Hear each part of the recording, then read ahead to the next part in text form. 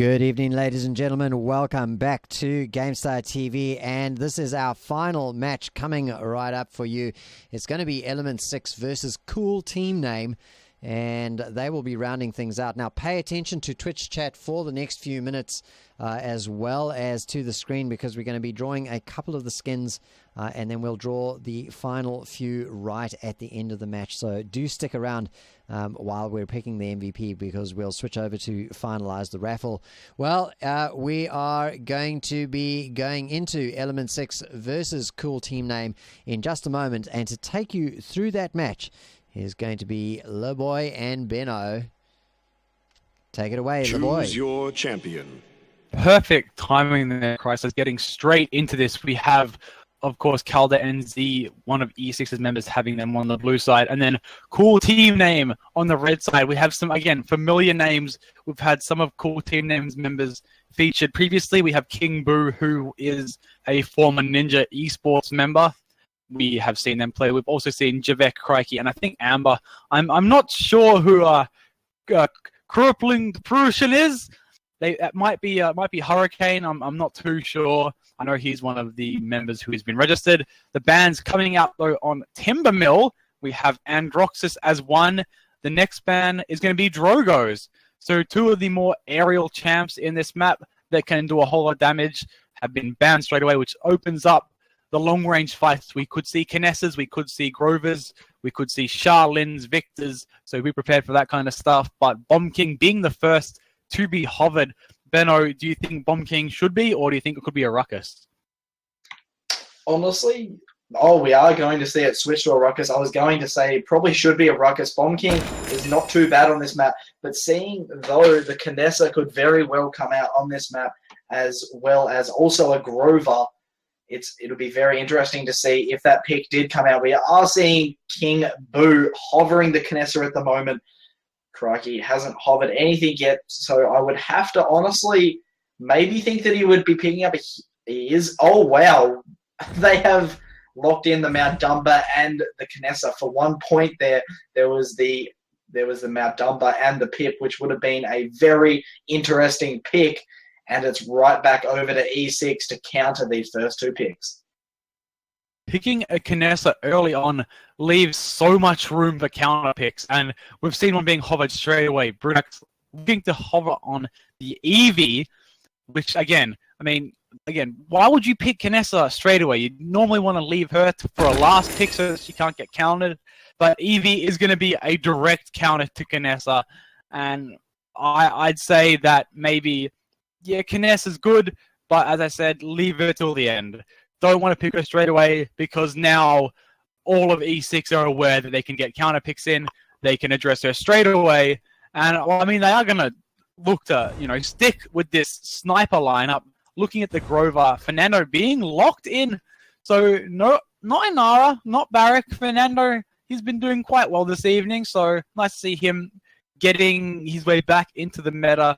He did have a bit of a period of time where he just wasn't picked at all, but now he's kind of fitting his way back in. He's quite a balanced champion at the moment. He's not too overpowered, not too underpowered.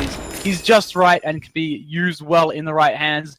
As Makoa and Ceres finalize E6's lineup, we do see a lot of these champs from E6. Ruckus is one that they like to run a lot, as is Ceres, and they like to use Charlin as well. I think they're three of the champs that they did pick against Kings on Stone Keep. They might have had Makoa as well, actually. But Barrack, Ash, they're looking to pick up maybe another tank to finalize their lineup. They do have the Ash locked in. Not a lot of DPS for the side of Coolteamname. They only have the Kinessa. This could pose problems. Before we get into this, though, Benno, do you identify that as the main issue as well? Or do you maybe just foresee that they're just going to get outclassed by E6, who are easily probably the fourth best team in the region? Honestly, I would have to expect that E6 are going to be able to take this victory, for the fact that, honestly, they picked the Kinessa too early. As you said earlier, they just picked it way too early in the draft, and E6 were able to pick up a bunch of picks that both have range and also are able to flank. So the Eevee is going to be a massive task for Kinessa to try and deal with. It will be Amber on that Kinessa, But as these picks do come in, we are going to head to a little bit of a break just while we quickly get loaded in.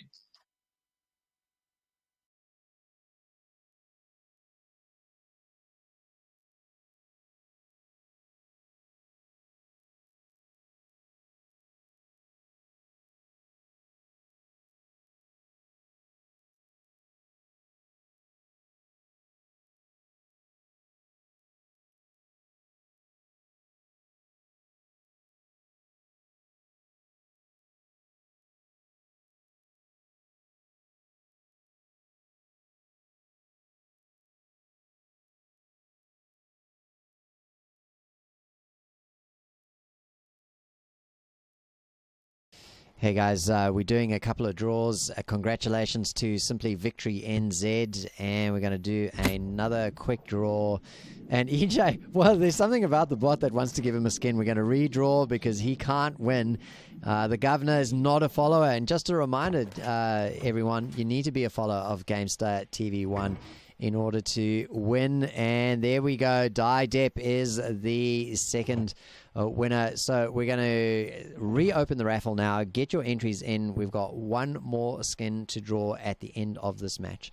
Looks like we are back into the game. 72, 71, 70. And I'm going to hand it back over to LeBoy.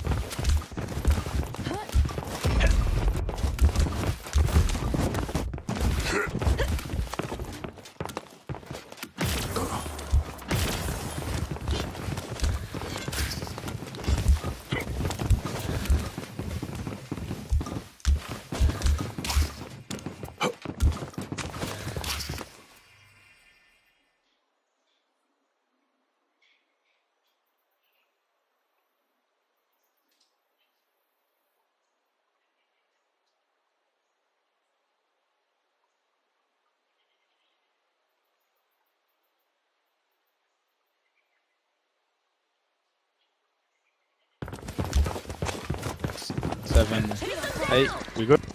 The battle has begun. Welcome back, ladies and gentlemen. Had a little bit of a brief little issue there. We are smooth sailing into the final match of the day. It should be a good one, although by the looks of the lineups, I'd say E6 have a very, very clear advantage. They have much more DPS. They have a flank, whereas Coolteamname, they just rely on a Kinessa. They don't have any flanks. They're going to struggle. At least the way I see it, they're going to have a bit of an issue. Mitchell does get the first pick of the match against Javeth on Grover. They do have two healers, so, you know, losing Grover isn't going to be the end of the world. Mitchell does get another one, actually. Has been doing quite well to just do a little bit of that chip damage. There's another. There we have a few more picks for E6. 4 members getting taken out of Coolteamname. And at the moment, this is just what I predicted. I mean, the damage disadvantage and the flank disadvantage that Coolteamname have is surely showing, and at the moment E6 look very comfortable in capping this first point. They are up to 75% at the current moment. Facehugger is trying to do as much damage as he can. Ash is going to dash away, but Eevee is going to blink and try and chase her down. Kinessa could fall here. Eevee is just going to jump away, try and do as much damage to Fernando on point. McCullough does miss the hook, unfortunately, so Fernando will have to be taken down here. Now he does get taken down, flying around the sky in Facehugger. He's trying to do as much damage. He is going to dive onto Maudama, who stuns immediately. And Eevee is going to continue to blink away, and that is going to be the first point for E6. Calder NZ actually getting a nice pick onto the Kinessa, Calder being on Charlene. And, you know, obviously Kinessa is the best sniper in the game if you can land those headshots. It's basically a 1 or 2 shot kill, depending on the cards you have and the charge of your shot. But for Calder to, you know, out-snipe the Kinessa on a Charlene, it's good to see, because, you know, if he can contest the Kinessa the entire game, then it lets Facehugger on Eevee, you know, worry about other things. because, you know, Facehugger is a very nice Blaster Champ player. He's very good on, obviously, the Bomb King and the Drogo that he's renowned for. And now Eevee as well, being a bit of a 4 April, he's also a really good Blast Champ player, as is Diggy. Diggy's also good on Blasters, and, you know, being able to use these champs effectively, it obviously shows that Facehugger has been doing quite well so far, has been a distraction as well as a good flank, and he's just landed on Canessa. Is trying to get this kill, is about to get there. He goes easy peasy, lemon squeezy for him. Mitchell as well is doing really nicely, 4 kills, 3 assists, only died the 1 time, and E6 just looked really, really strong throughout this match, and at the moment it's probably going to be easy game, easy life for them. They continue to push up onto this final ramp. Canessa's trying to do as much damage as she can from spawn. Facehugger does get a double kill though, as Ash is going to dive on point trying to save as much as she can. But that is going to be an easy 2-0 there for E6. And this is just dominating so far. But a good sign though for Coolteamname is the fact that they do have 4 ultimates. But unfortunately, E6 do have the 3, and I can see them using these 3 ultimates very well and being able to take the point. What E6 have that Coolteamname don't is ults to combine. You can combine the Ceres and Ruckus ult extremely, extremely well. It can get a whole team wipe if they're grouped up enough. Whereas Coolteamname, I mean, sure, they could maybe go with like Maldamba and Canessa. That could work. They just really don't have a lot of damage dealing ults. Ash is immune in hers. Fernando is immune in his. I mean, they're stall ults. Canessa does have the main DPS of the team though. Grover used his ult early or late into the last team fight there, so he's not going to have his for a while. But by the looks of things, once E6 can get this combination of ults off, the fight's going to go straight in their way. Because at the moment though, Coolteamname trying to get some early ult point. 35% is not bad to start them off, slowly pushing on. E6 have to stay back, they're trying to look for that pick, they did get one down. There's the Ceres coming out, and the Ruckus as well, trying to do what he can, not getting the picks unfortunately. Matoa's ult was popped though, trying to get rid of that Canessa, as she also did ult. Crippling Depression does get one back. Ash pops her ult as well as Fernando's ults all across the board, and they do get it back, committed all their ults to do it, but they got there in the end. But at the moment, E6 couldn't probably get this defense off if they wanted to. But at the moment, it's too bad there from Coolteam. They used all the ults, but they got there. So very nice to play them. As you said, they did use all their ultimates, but so did E6, apart from the Heat Haze of Charlotte. I'm not sure if he had that going into the team fight. I'm pretty sure he was one of the ones that did not have his ultimate. Anyway, we do see the early point pressure coming in for them. It is going to be contested as they do come around that final bend, around those trees there. And here we see E6 pushing back Coolteamname. Facehugger able to get 2 disengage kills. Ash gonna jump away as much as she can. Is going to fall down as Zambi unloads her Q on Ash. And there's gonna be a bunch of disengage kills coming out for E6. 2 already. It looks like Coolteamname have actually correctly disengaged. And they are going to wait for a couple more seconds until everyone is ready. And then they are going to funnel in and try and take down E6. There might not be a whole lot of waiting time left because E6 are doing really well to hold. With 1:15 on the clock, the point is about 2/5 of the way through. But they need to start acting now. They need to start, getting their game plan under control and looking at, how are we going to push this through? Which direction are we going to try to get? We're going to try to take some high ground maybe, use some distractions, get some possible flanks in, how many ults they want to commit. That's all stuff they need to talk about, they need to think about. The Ruckus ult did come out though as a bit of a defensive buying time ult for the side of E6, and it's buying them some really good time right now. It is, wasting time as we speak. Because Coolteamname, they did lose 1 member, which means they had to back down. But now that E6 have lost a member, they have to back down now. It's just a pick battle. Whoever gets the most picks will eventually, come out on top. You get 1 pick, you convert it to 2, convert it to 3, and don't let it get traded back and forth, as that's what's been happening. 22 seconds left. There's not a whole lot of time left for Coolteamname, and E6 looks to have a comfortable defense right now as they build their roster. Honestly, Coolteamname should do exactly what E6 are doing and just build up that final ult of Grover. Try and land some axes there. He is at 51%. He has got a little bit of charge. They are going to push on the point. It'll be interesting to see if they do use ultimates. Ash does go down early in the fight. Jevek is able to respond though with a kill onto Calder, but Mitchell and Brutax are able to just dominate this fight, and they are going to start to dismantle Coolteamname. Knessa is out the back, trying to do as much damage. Brutax is going to pop the shield. Knessa is going to be able to TP away. Unfortunately, does go down there at the last second. And the game is 3-1 now. Honestly, Coolteamname are putting up more of a fight than I did think that they were going to. Honestly, though, with it being 4 ults to 4 and having Grover nearly having his ultimate up being on 84%, if Coolteamname do use their ultimates well, maybe they can take down E6. But seeing though E6 do have those ultimates that they can combine, they do have the Convergence and also the Hexafire, and also Whirlwind from Eevee is available they can use, and the Ancient Resolve from Makoa. Here we go. Can E6 do it? What I have really just noticed, and I think it's worthy of mention, is that Zambi hasn't died. It's been 9 minutes, and he's been on Ceres, and he has not died once. He's stayed alive and provided constant healing, and it's really showing because there's normally always someone alive with him. He's normally never just the last one alive slithering away. He's always trying to keep at least one person alive with him, so that the whole team isn't just wiped and staggered. He's been doing so well right now on Ceres. I mean, he's on a 9 streak because he just hasn't been taken out. He's not been focused enough. There's no one to try and flank and dive on Zambi. So that's why I see E6 has been so successful in these moments where they are being able to get these easy kind of defensive pushes going on, is because Zambi just hasn't been focused down. He's stayed alive the whole time, and it's showing. His presence is well known, and Coolteamname have been struggling to deal with him. He's just doing extraordinarily well. Calder as well, getting a nice little double kill to try and wrap this match up. It is finished now, 4-1 to the side of E6 against Coolteamname. Well played to both teams, and that is the final match that we have of the evening for you guys.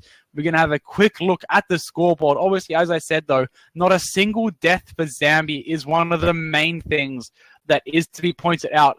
And he also has almost as much healing as Javek and King Brew combined on the side of Coolteamname. So well played to him. But Benno, just give us a quick rundown of who you think could be an MVP, other than obviously the Zambi with 0 deaths. But anything else jumping out to you?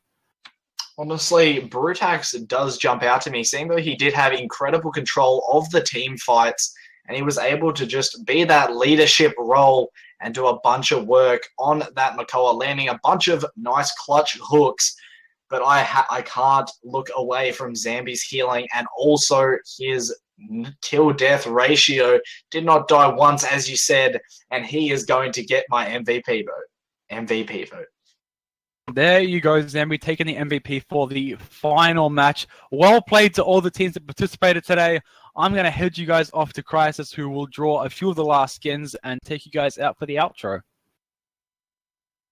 Hey, thanks, boys, and well done on running a good long night of casting, 5 in a row. No small task at all, so well done, and thanks for carrying us through. Well, we are now going to do the quick draw, and Super Mario 64 is not a follower, so that doesn't count. We do another draw, and congratulations, Wow Guy XX is the winner of the final skin, and he looks pretty stoked in Twitch chat, so very pleased to be able to provide it. Well, ladies and gentlemen, thanks for joining us tonight. That is it for the Stage 2 Swiss of this evening, of this stage of the HEYPALL competition. We're going to sign off for the night, and we'll be back next week, Thursday. Same time, same place, bringing you the same fantastic action from OCE, and we hope to see you then again. Wow Guy XX, you claim your prize by hitting up GameStuck Crisis on our Discord. And there you go. There's the Discord details going through to you. Well, that's it, ladies and gentlemen. Thanks for joining us, and see you next week.